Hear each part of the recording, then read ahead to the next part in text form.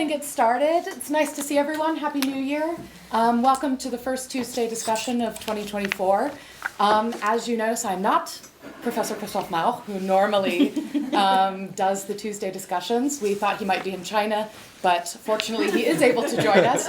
So I feel a bit on the spot as being the person to introduce today, but I was able to welcome a guest to speak at the Tuesday discussion. So it's my great pleasure to introduce Dr. Alois Maderspacher and Kristin Englert, who both work at the Municipal Cemeteries, the city of Munich.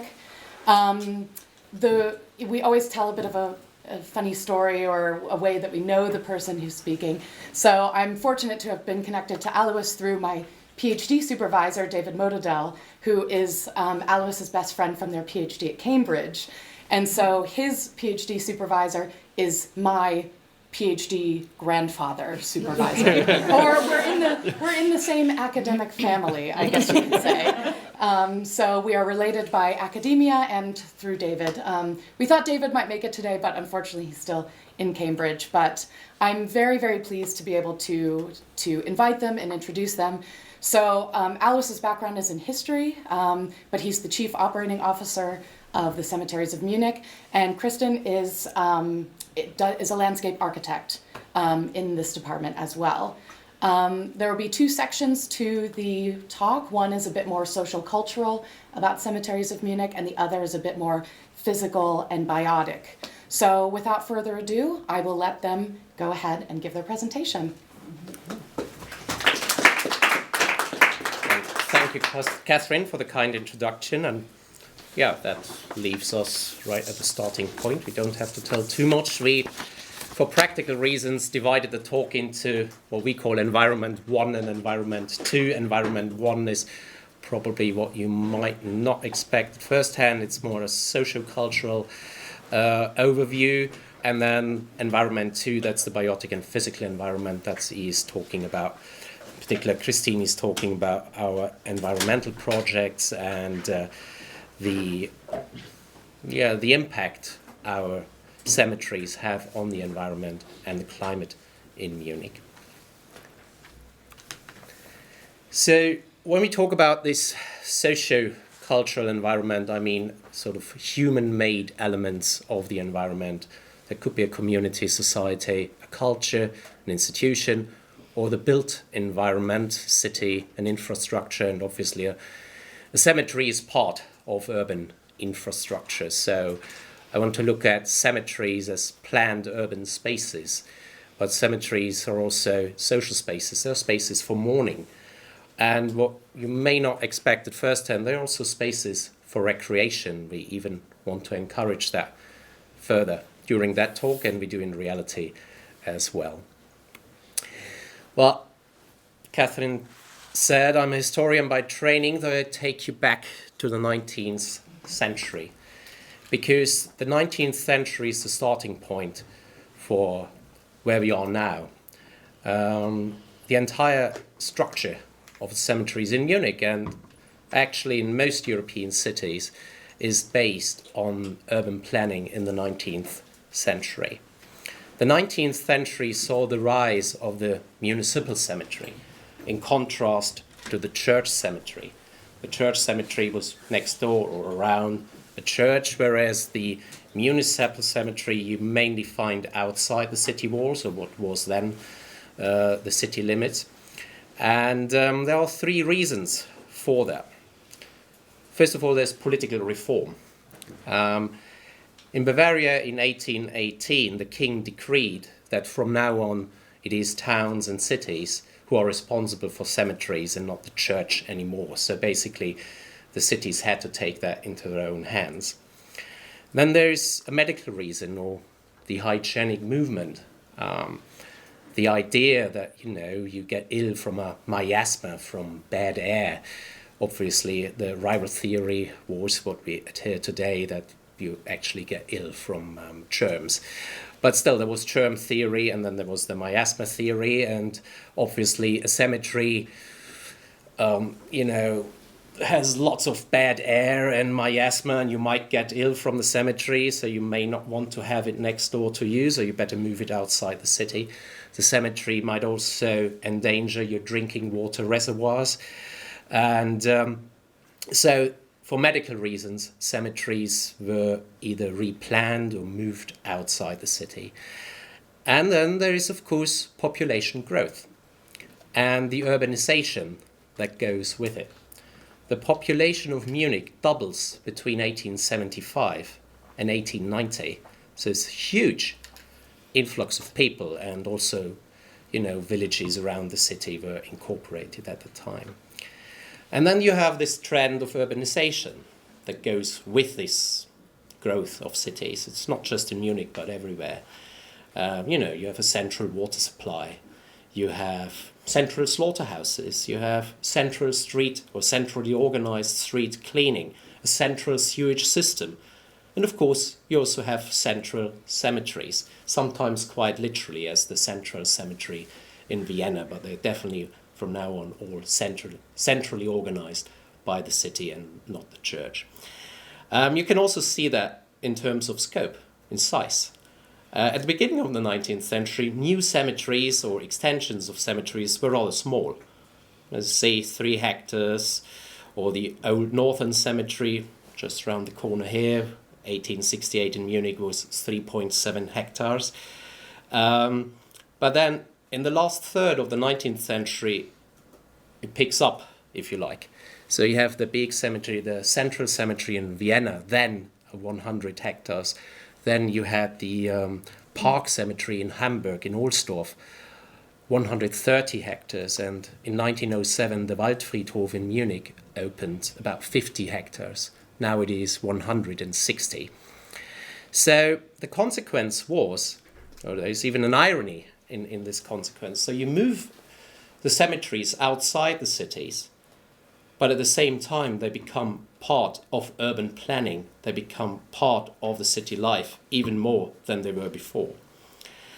And they became part of the city or of urban planning for 2 reasons. The one is, as I've mentioned, hygienic reasons, that you have to make sure your drinking water isn't affected, for instance. And the other reason is you still have to reach them. So you couldn't move them too far out, so they can still reach them by tramway. For instance, the Stahnsdorf Cemetery in Berlin was specifically built within the ring of the suburban train system, the S-Bahn, so that people could reach it. And Ohlsdorf in Hamburg, there was a big question whether it's too far out. So it changed in these days. And the one responsible, well, there are many changes in these days, and the one responsible for change in Munich was the council architect, Hans Kressel. He unabashedly called himself the creator of the German cemetery and grave reform. He even wrote a tract on cemetery design, über Friedhofanlagen und Grabdenkmale. And he opted for a decentralized cemetery system in Munich, which is rather contrary to the ideas of his time. As I said, that you have the big central cemetery in Munich, in Vienna, for instance, the Zentralfriedhof. Then in Hamburg, Stuttgart, and so on, they all opted for central cemeteries, whereas Munich opted for a decentralized system. He combined modern technology. There were water-cooled morgues, also with an uplifting architecture. He also separated in the buildings a visitor zone from a work zone, so you have sort of, if you like, stage and backstage. He was a cultural pessimist, so he was very wary of the industrial age and its rising bourgeoisie. So he saw religion and tradition would bring truthfulness, and he aimed to educate the population of Munich. And his cemeteries, his cemetery buildings, were part of that education, or Volksbildung, as he called it. And he also combined his uplifting edifices with the idea of park cemeteries. They were not just fields. He designed them. They were parks. An exception is the forest cemetery, the Waldfriedhof, that was actually built into a forest, and that wasn't planned. But that has more to do with what was called the Lebensreformbewegung at those days, that they, wanted to have a place for mourning that was within nature. The idea is coming back these days, where you have burials directly on the trees as well. So Hans Kressel is the one who is responsible for the cemetery structure we find in Munich today. And he built his last cemetery, the last building he did was the crematorium at the Ostfriedhof. And he was mainly active around 1900, and that was when the 4 big cemeteries were built in all 4 cardinal points: north, west, south, and east. So you have the North Friedhof, the Nordfriedhof, you have the Ostfriedhof, you have the Westfriedhof, and then the south, the already mentioned Waldfriedhof. They're rather big these days. They're about 30 to 50 hectares each, and the Waldfriedhof is the 3rd largest in Germany with 160 hectares. But it's not just the 4, of course. In total, today, we have a system of 29 cemeteries all over the city. And you can see that even some of them, particularly the Westfriedhof, for instance, was planned outside the city. It was, was outside the city, was basically on a plain field. And now it's right in the city, as it were. So they are growing back into the cities, which makes them very valuable for the city today, for 2 reasons: for social and recreational reasons, for they can easily be reached for mourning, but also, for biological reasons, because they are very important green spots within our city now. In total, we have 420 hectares of cemeteries. This is larger than the English Garden, just over there. Cemeteries are, in the first place, spaces for mourning, or spaces of mourning. And we offer about 58 variations of graves, individual graves for coffins and urns. There's a crypt, there are sites for anonymous burials, and so on.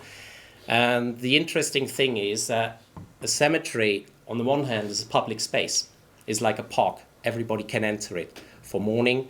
Everybody can enter it for a walk. And then it's divided into myriads of individual plots, graves, that everybody designs as she or he likes. So we have about this tension, if you like, between 265,000 singular graves and then 420 hectares of public space. And that's where we work every day in this, between those 2 points, counterpoints, if you like, individuality and publicity. There's individual mourning, of course, but there are also sites of public remembrance.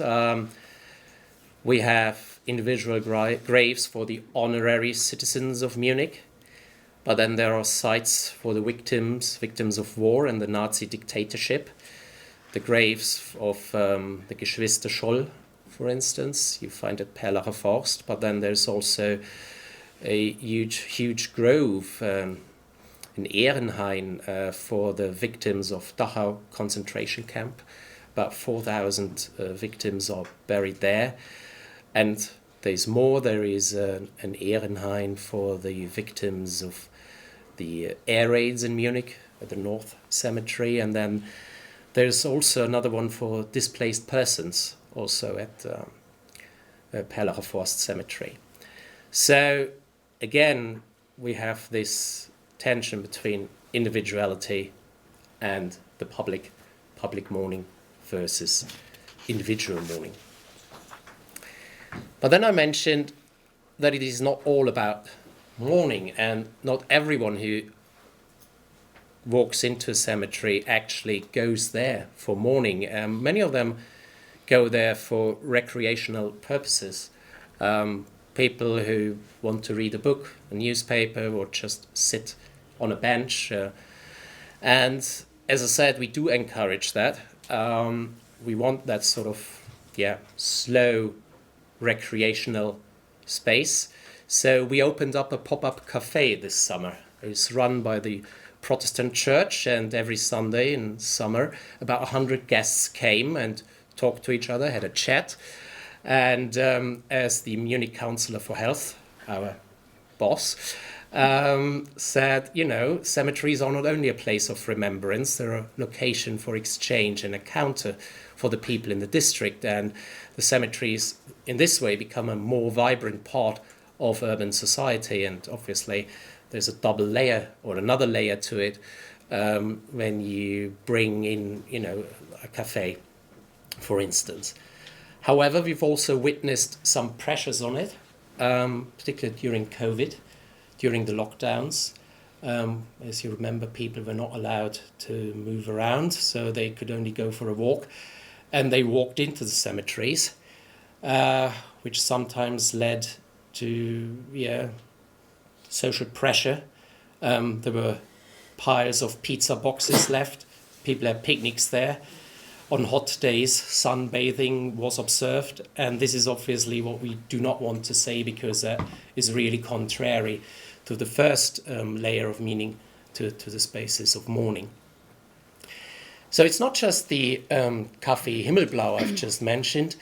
Kristin works on a project that tries to integrate the Westfriedhof into the city's district there.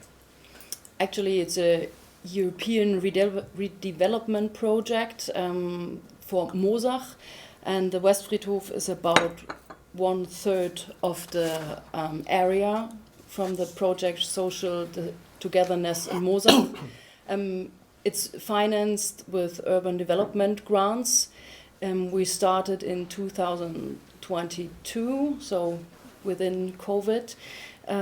We had some small projects by now, so we have we put up benches for all generations, which means older generations to sit down, to relax, but also younger people to read books, to read newspapers, to watch nature. What we haven't said by now, it's not allowed to cycle on all of our cemeteries, but on the Westfriedhof we tried to make a cycle lane in the middle. The main route, there are not many graves, so we decided to open this up for cyclists, so we had no restrictions to cycle on that way. Also as a pilot, we stopped by now, but with very good feedback for now. We want to increase ecology, so we have a very not natural pond there. We want to make it more natural. We want to include it in the area. And as Alois already said, there is more and more pressure on the cemeteries because of the different users. They're getting more and more layers, which makes it necessary to plan development. There's more and more competition of the space. So this leaves us, or we leave environment 1 for the moment, and move on to what we called for practical reasons environment 2, biotic and physical environment. I've just mentioned the 29 cemeteries, and for instance, we try to minimize the effect of burials on the environment. The cemeteries help mitigating the urban heat island effect, and they're large green spaces. They act as carbon sinks, and they boast a large biodiversity. And on a daily basis, we are run carbon neutral, slightly positive even. And this is what we look at in the next few slides. When we talk about burials, what might be the risks? I've mentioned in the first slide that in the 19th century people were worried about their health, were worried about the drinking water, and sure, there's influence on the environment.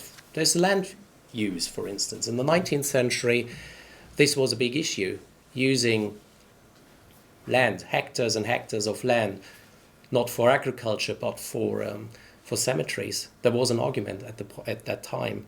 Today we are lucky they used all that land because now there are green spaces within the city, but that wasn't meant to be. And coffins could be made from materials that do not easily break down. Embalming fluids might endanger the soil, although embalming is the practice very much observed these days. So as a rule, the better the decomposition of the body, the lower the risk for the environment. And you can achieve that, or we try to achieve that, by two means or ways. The first is you need suitable soil. For that, we are very lucky in Munich because the Isar brought a lot of pebble into the area, which is rich in chalk. And the pebble and the chalk makes sure that here bodies decompose easily and quickly. And the second one is legal action. The Munich cemetery statutes, and in this point they aren't an exception to all the others in Bavaria or Germany, but we demand that coffins, for instance, are made of solid wood and can be and decompose easily, for instance. Then urns have to be biodegradable in case they're buried in the ground. All these has to be proven by certificates, and the assessors in the coffins, body bags and shrouds or what have you, all has to be of linen, wood, silk or viscose, so again that it breaks down very quickly and easily and with very little effect to the environment. So this is what we do what we do on our daily basis when we talk about the first layer of usage, the spaces of mourning. But then, as I've already hinted at, it's not just about a burial. A cemetery is not just a burial place. It is also now a green oasis in the city, and that's where Kristin and her projects come in. Yes, I will tell you now more about the microclimate and the biodiversity on the cemeteries. To start with the microclimate. So you can sum it up as clean, cool and dark by night, which is not normal in a city. So compared to parks, the cemeteries have more like forestal character. So old trees create a forest climate also in the city. So it's cooler and there's a higher humidity than regular green areas in the city. It's a kind of a green lung for the city because the cemeteries are a contribution to air cleaning by filtering dust out of the air. And what's very rare is there's no light pollution. We close the cemeteries by night, so there's no necessity to have lights on the cemetery, so it's dark at night, and there's no disturbance caused by humans because it's closed. There are no humans, hopefully. No living humans, you have to say, actually, sorry. So nocturnal enemies such as rare bat species are not disturbed and live quite. A bunch of them live there. For the biodiversity,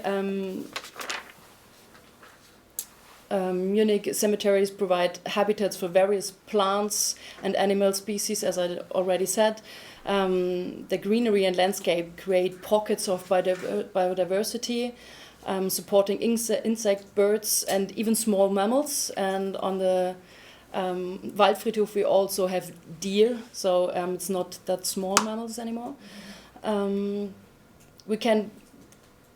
The cemeteries can provide it because it's continuous areas. It's 50 hectares. It's quite a big area for animals to live in.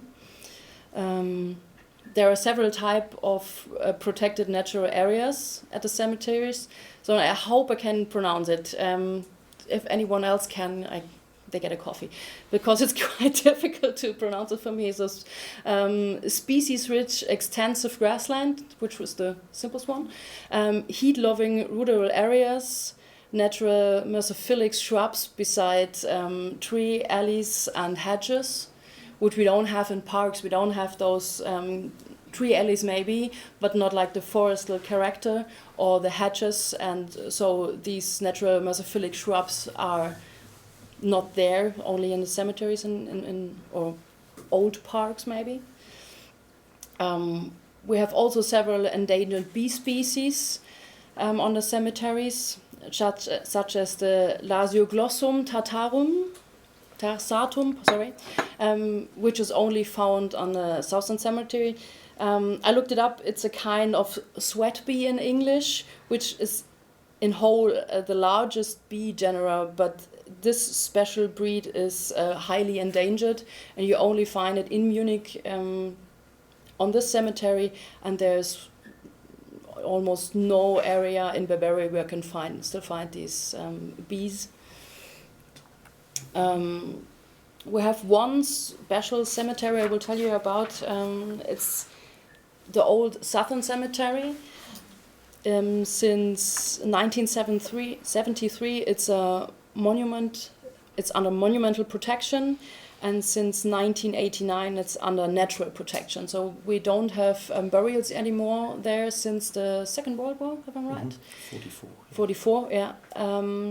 But it's still a cemetery. It's there are still grave tombstones, but there are no burials more. So we can do different things there. So it's high quality of recreation.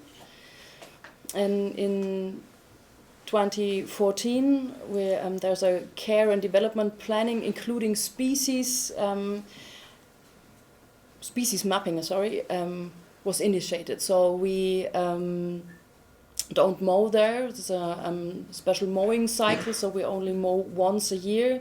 So the plant can build seeds, and we try to prevent lichens and mosses on gravestones there, ferns for crevice dwellers, special woods, like bog birches, old ash tree stands, cavity trees for garden warblers, and courtship quarters, especially for evening bats. And as a definition of the development areas, we have the special trees, as I already said, beeches, mountain and field elms, shrubs and undergrowth for food offering, ivy societies, which are very important because ivy is flowering very early in February or March, where almost no flowers are, so it's very important as food for insects. And there are also bees, which only, so it's the koala bear under the bees, they only eat the ivy flowers, so they only can live on that. The mowing cycle I already said, so it's once a year or twice a year. We have a special light concept, so this cemetery is open by night, but the light concept is made like this, so it's not disturbing bats, and we also have bat-friendly buildings. So when we renovate them, it's bat-friendly building renovation, which means we keep received wells for breeding for the bats, and also smaller animals and insects. Last thing, we also do have cooperations. We had a cooperation for about 3 years with the Deutsche Wildtierstiftung, which was for bees actually. We were initiating a flowerage. I can't pronounce autochthonous. No. Autochthonous. Yeah, you said it. Lean grasslands, also including a mowing cycle, which is not on. Before it was only on the old Southern Cemetery, and this one, these mowing cycles were now on the Westfriedhof, the new Südfriedhof, Neue Südfriedhof, and parts of the Waldfriedhof.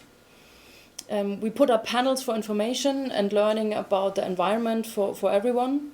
And as you see on the picture on the right side, it's a bee habitat. The trees, they have like little holes where the bees can breathe in. And we have a bees monitoring. The LBV, so the Society for Bird Protection, they do species mapping on the cemeteries, on several cemeteries. We heard not on the East Cemetery by now.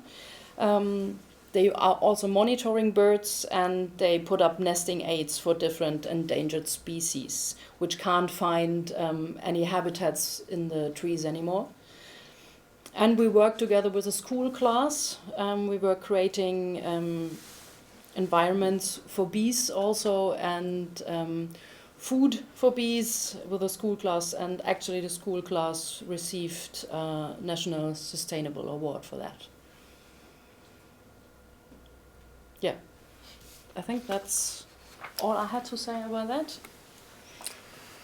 So that was it for now. Thank you for your kind attention, and I've brought with you a quote from Evelyn Waugh from his book The Loved One, which is about cemeteries in California, which he wrote, I think in the 40s or early 50s there, basically mocking consumer cemetery culture, if you like. And he said, the future isn't what it used to be. There is an infinite supply of resources in the cemetery and no pollution. We should be going to the cemeteries and not running away from them. And on that note, thank you very much.